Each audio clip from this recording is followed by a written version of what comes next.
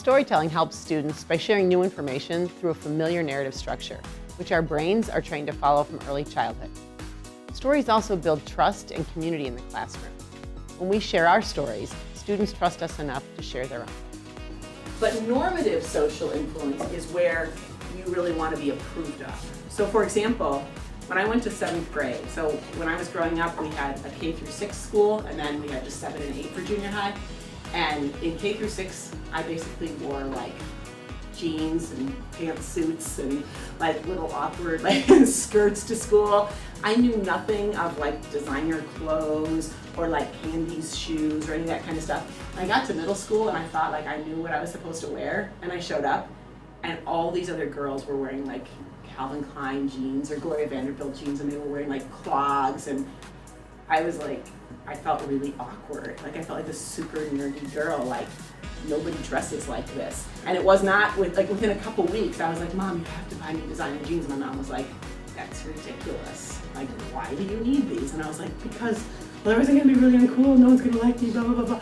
And I just kept pressing her and pressing her. And it was not until February of 7th grade that she finally like took me to buy, I got the Jordache jeans. And I loved those things because I felt like they were like my ticket to social approval, right? Which is, I look back at now and I'm like, this is the most ridiculous behavior ever, right? But it was this, right? I looked around me, nobody was making me, it wasn't obedience, but it was that social pressure that made me feel like if you're gonna fit in, you have to dress like us. In middle school, I moved from Virginia and I had like a very, very low-key Southern accent, but when I like came to Minnesota, it was super noticeable. So then I started, like for a year, I like really like was careful about how I enunciated my words to make sure I like hid my Southern accent to like fit in with my peers. And did anyone ever actually notice it or say anything, or was it more just you? No, people noticed. People did notice. I don't have like any experience of moving or anything, but in my dance studio, I remember there was a trend a few years ago that everybody all of a sudden bought all these really like fancy leotards and like beadswear and things like that. And I didn't have the type of money to do that. I didn't want to do that, but then everyone around me started doing it, so I felt pressured to go and buy all these things that I didn't really need. But I still felt as though I wanted them and I needed them in a sense to fit in with all of my dance friends. It's a weird feeling, right? Like it feels so real, but you don't like until you step back and realize it. And my parents kind of did the same thing that you said. They were like, you don't need this, so we're not going to get this for you. But then I finally like pressured them to do it. Some stories are serious, but some are just funny. Both can help us build a sense of community. I'm going to tell you a little story about a business I started when I was a kid, because although it sounds a little weird, when I was in middle school, I was like, oh, it'd be so fun to start a business. So I was at a friend's house, my friend Sherry's house, and one afternoon we were just trying to come up with something to do, and we decided that we should start like a clown show for children's birthday parties. So we actually did, and it was called The Mime and Me. And I was the mime, and then she was a clown. And so we basically went out and we bought like makeup, right? I bought like the white face makeup so I could become mime, which I know is really annoying to a lot of people. But I was a mime, and then she got clown makeup and she had a clown outfit. And we actually put an ad in the newspaper and hired ourselves out for children's birthday parties, and people in random areas, like in suburban Chicago, would call us. And we would actually go do these parties, which seems so weird to me now that our parents would actually like drive us, because we were like 14 years old and we would go do birthday parties. This one family had us back like 3 times, but then we got a call from the clown union.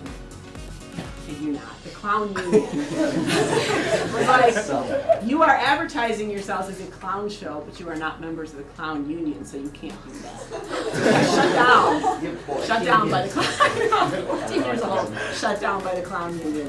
So that was my little like business enterprise, and it was actually great because people actually paid us a decent amount. And what were our startup costs? Like, what do you think we actually needed?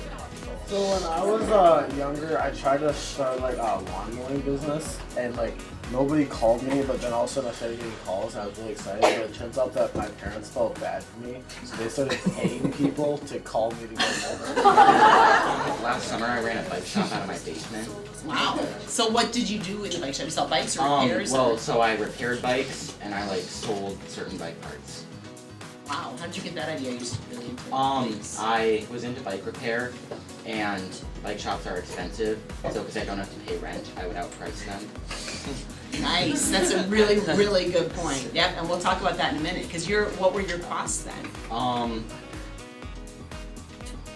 tools, and then parts. If I bought parts, I would buy them off Amazon. And then I would say cost of installation is X amount.